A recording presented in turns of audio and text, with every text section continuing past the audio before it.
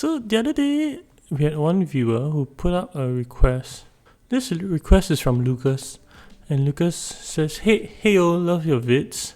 Really helps me out as a new player. Could you make a guide about buying timings to buy things, like if you should or not get your third agent, and if so, what is a good, what turn is good for stuff like that? What is a good timing to get your third agent? So in the game of Dune Imperium, the third agent is called the Swordmaster. So what does Swordmaster give you? Let us open up the board of Dune Imperium and find out. So when you first start off Dune Imperium, you have two agents. So what are agents for? Agents are for your agent turn, and you require them to go around the board. Okay, so you play an agent with a card, and based on the access points, you can go to different spaces on the board and get the relative the appropriate rewards. Swordmaster gives you another agent to play a third card. So then you'll get the benefit associated with going to the board space and the on-play effect of the card you just played. The strength of the third agent depends on the on-play of your third card, and also depends on the board space that you go to. So the other benefit it has is it has an intangible benefit of being the last to act. Last to act, though your board spaces are limited, you can also look at combat in a more calculated manner, right? You function like a man-tech. You can calculate everything. You can see how many troops people have. Sometimes you can see how many swords they have, and then you can see, do I want to fight this combat, or do I want to stay out? Okay, so that is mainly the benefits of going later. So the benefit of playing your third card, because it's so dependent on what card you have and what spaces are out, sometimes the third card you play can feel a bit weak, but still it can be very strong as well. So we all start with two agents, and you get your third agent by going to this space called the Swordmaster.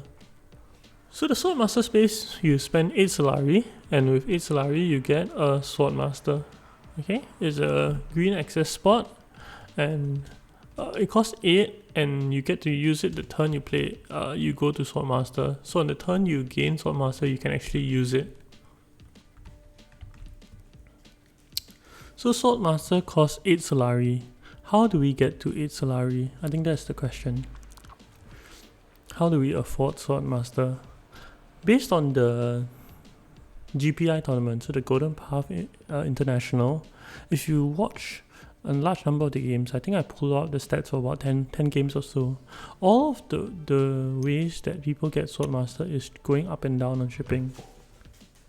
Okay, so when they come up and they come down, they'll get at least 5, and they might get 1 or 2 more here.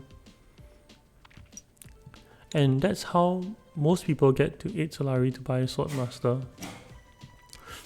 The other ways that you could think about getting 8 Solari is that, can you get to wealth? Can you get to wealth 4 times to get 8 Solari? That's probably unlikely. So there are only 3 spaces on the board which really give you Solari. This one counts 2 because of this, so maybe 4. Okay, so going to wealth constantly, we have established, is not a good solution. You have to go here 4 times, whereas instead I can come here twice. The other way you can do it is you can go to Conspire. Conspire gets you 5.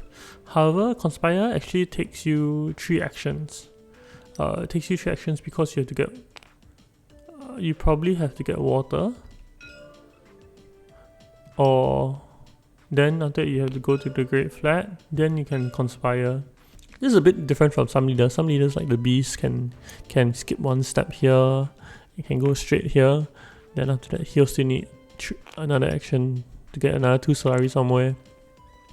But general Conspire is not a valid path for most leaders. So what we're left with is these 2 spots, the smuggling spot and the interstellar shipping spot. Because of this 5 Solari they can get, and this extra 1 Solari that's dangling here.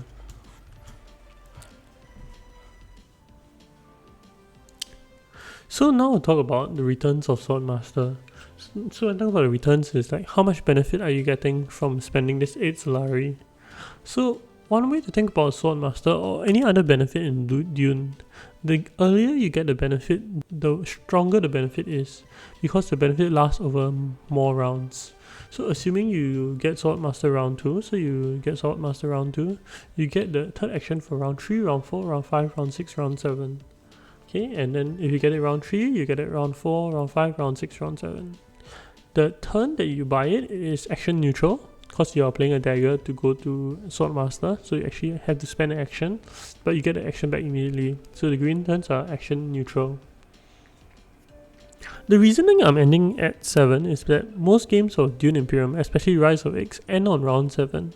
So some people might disagree with me and say it ends on round 8, but I think on most tight play it ends on round 7. And even if it goes to the possibility of 8, I still think that you should plan the game in mind with it going to round 7. Now there are some rounds which are value rounds, and then there's some rounds which are payback rounds. So I have 2 yellow payback rounds no matter on what turn you get Swordmaster.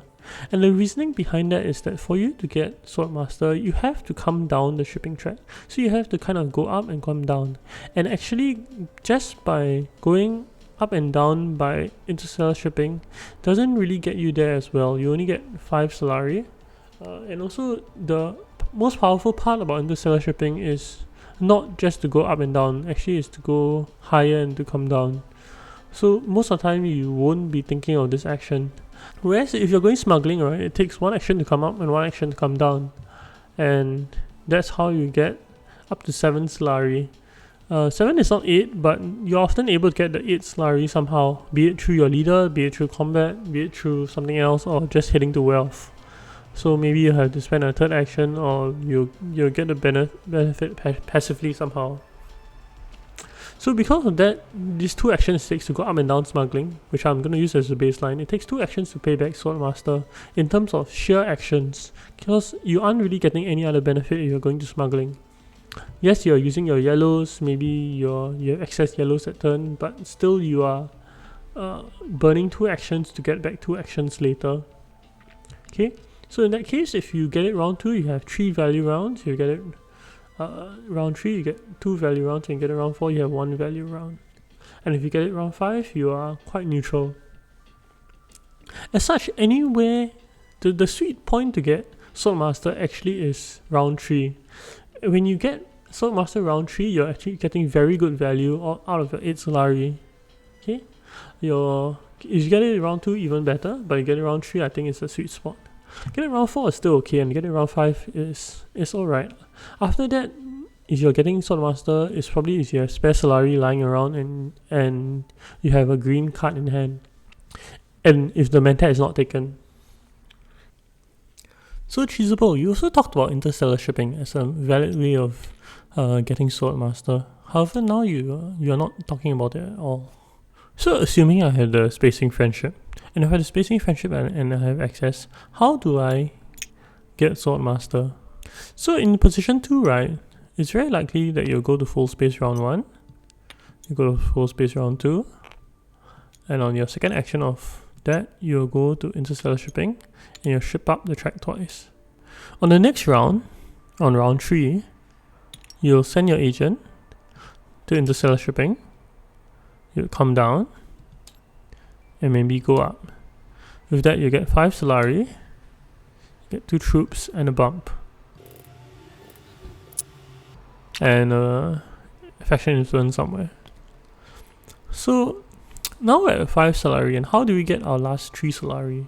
So this is particular for the Interstellar shipping player. The main lines that people take to get to 8 Solari is either go to wealth, you get 2, and you hope you get your last one somewhere. Maybe it's by the person smuggling coming down, or you go to full space again, and when you go to full space, you cross the line and you get 3. So I was 5, I'll go to 8. So this is one of the main reasons why the Interstellar shipping player always tries to gun for the Spacing Alliance, because this naturally gets him to 8 Solari and the actions are not wasted in any way. It's hard for people to chase him as well, though it's not impossible. But actually, it's not the alliance they're after, it's the 3 Solari that they're after. Another line that they can take is through combats, and that is why actually the combats with Solari are actually the most important for the Interstellar shipping player round 1 and round 2. Or actually maybe round 1. So the Interstellar shipping player can get 2 Solari round 1. Actually, that's the best benefit for him. Because if he gets a 2 Solari, after shipping down at round 3, he should be able to grab his Swordmaster. And if he doesn't get it that round, he should be in priority to get it round 4. Which we established still gets you a value round and it's still quite okay. So there's one thing that can throw everything out of whack, and that is combats.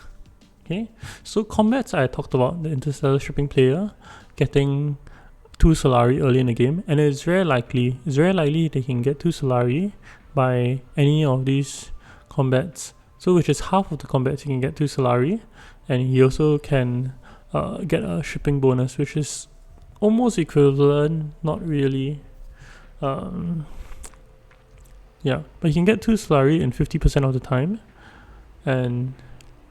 But what all this extra Solari does, or extra shipping does, I think there's one more shipping card. Let me pull it up. Yeah. So what all these cards do, right? This throws a lot of calculation out of whack.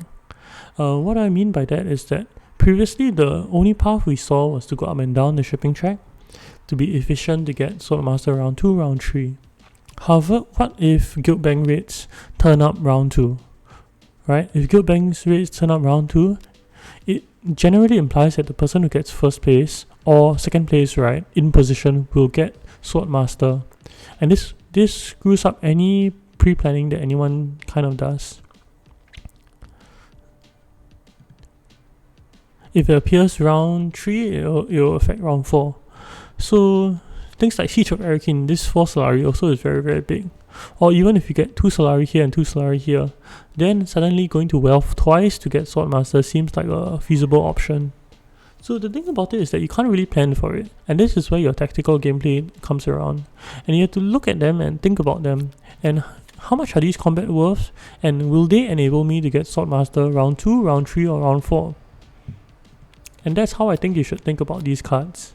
So 4 out of the 6 combats or round 1, and out of the 11 combats in each stage 2, there are 5 which give some sort of similar benefit.